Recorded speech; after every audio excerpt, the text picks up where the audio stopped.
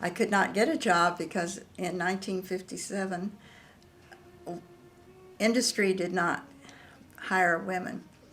They didn't hire women at all? Professionals. Plenty of women secretaries and file clerks and things like that.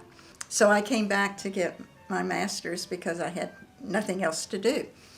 And one day, Carrie Cronice, who was the chairman and founder of the department, came to me and said, go to the Shell lab and you're going to be interviewed.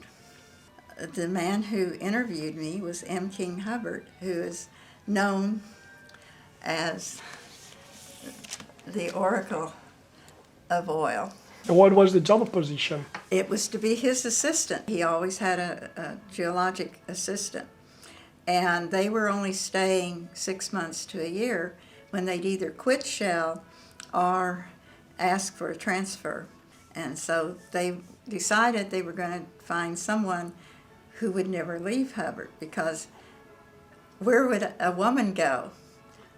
And they had called Cronice and asked him if he had a woman. And he said, sure.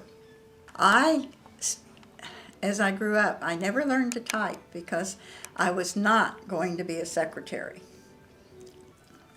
I had decided I wanted to be a chemical engineer because I did not want to work in an office. I wanted to be out, and I had a couple of accidents in the labs, one of which was my fault in my freshman year. And the sophomore year, 3 of the boys were spraying me with cleaning solution, hydrofluoric acid, seeing if they could make my pants shred, while I was pipetting nitrobenzene, and I swallowed the nitrobenzene.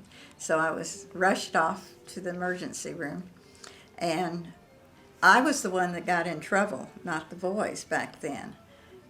It was my fault for being there, according to the Professor Bird. And so I was not allowed to return to chemistry lab.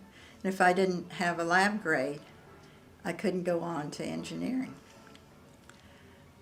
And so I really didn't know what to do, except I was thinking about math because it was something that I was good at. And Dr. Cronice called me in and said he had thought about having a female because he thought it was about time. He was a man ahead of his time. And that there was a brand new part of geology that females were more the kind to do than males, because this was when palynology was coming in, and he thought that all the labs would need someone to sit there with that microscope and look at the pollens and spores, which was not what I wanted. We're talking about which year? Mm-hmm. This is in the 50s? Uh-huh. So that's how I became a geologist, because of Dr. Cronice.